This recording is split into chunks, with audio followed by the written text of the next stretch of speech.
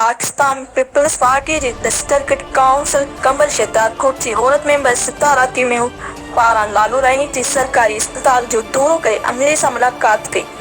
जॾहिं त इन नए ठहंदड़ बिल्डिंग जे कम जो पिणु मुआइनो कयो, जिते इन अस्पताल अंदरि दवा वठण लाइ ईंदड़ मरीज़नि खे सहूलियतूं फराहम करण जो जाइज़ो वरितो। जॾहिं त हुन मौक़े ते हिन अमीर खे हिदायत कई त आवाम खे बहितरीन तबी सहूलियतूं फराहम करण लाइ पिणु चयो।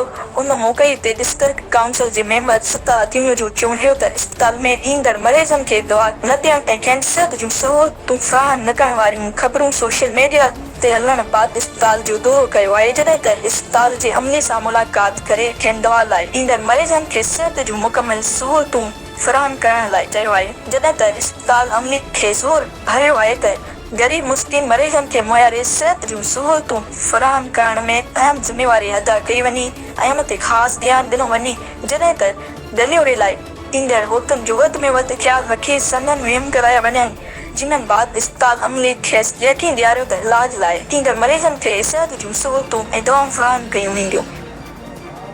THN News अवाम जे ॾुखनि दर्दनि ऐं मसइलनि जे आवाज़ खे उजागर कंदड़ channel. Like, share, comments, and subscribe.